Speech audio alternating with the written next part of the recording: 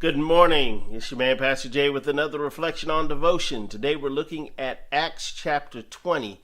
And here we have really two stories that are of significance that we're going to talk about today. The first is the story about Eutychus. Paul is taking a break, and he's meeting with these folks in Macedonia, and he's taking some time to break bread with them, and he's talking to them. He's preaching to them. He's helping them get some more understanding about the gospel. And we're introduced to this character called Eutychus, who is this young man who is sitting in a windowsill, and apparently they're on the third floor of this building, and he's sitting in this windowsill, and all of a sudden he gets sleepy. And obviously he wasn't that bright, because once you recognize you're sleepy and you're right there on the edge of the sill, you might want to come down. But the Bible says that the sleep overcame him and he fell out to his death.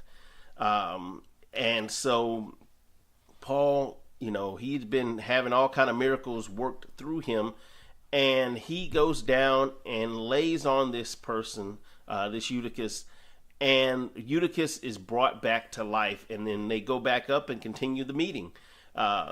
It is important that we, as leaders, as parents, we need to look out for our young people. And while it's all well and good that Eutychus was brought back from the dead, it would have been better if he had not fallen out.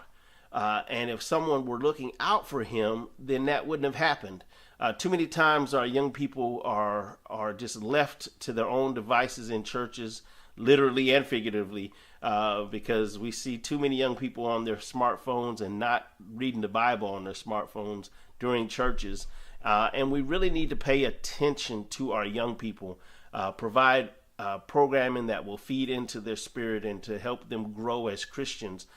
Because if we don't pay attention, history has shown us that they will fall out of the church. And many times when they get that negative experience growing up in the church, then they don't come back.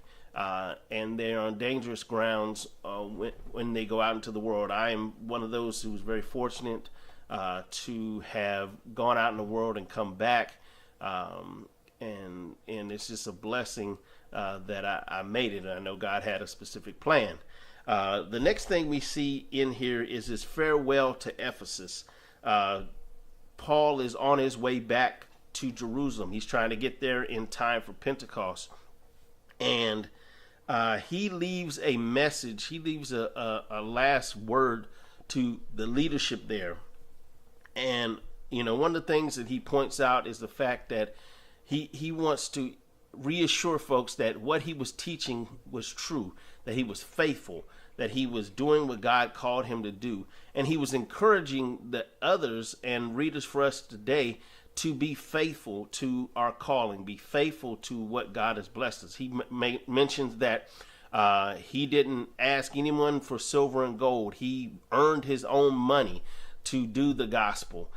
He was pointing out that you should do these things so that you can minister to others.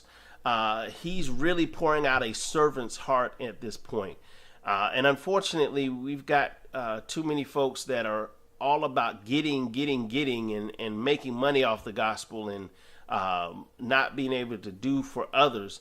But really, what pastors and ministers are supposed to be doing is actually serving others, doing well for others. Yes, we need salary as well. We need to be able to make a living, and Paul talks in another text about a workman being worthy of his hire.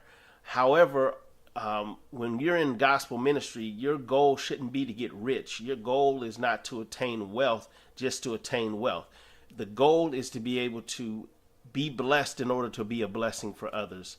So I just want to encourage our leaders out there to reevaluate how your church is doing things. If your church isn't doing things for the community and it's just a storehouse and nobody's being blessed by the presence of your church in the community, then you really need to look at shutting that thing down, because that is not what Christianity and what God expects of us.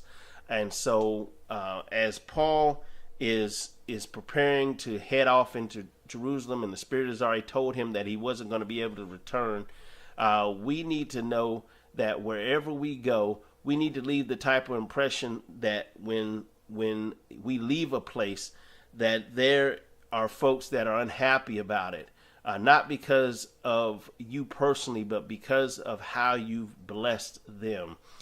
This has been your man, Pastor Jay. I pray that you have a wonderful day. Tune in tomorrow for another reflection on devotion. Please share these videos if they're a blessing to you. Have a wonderful day.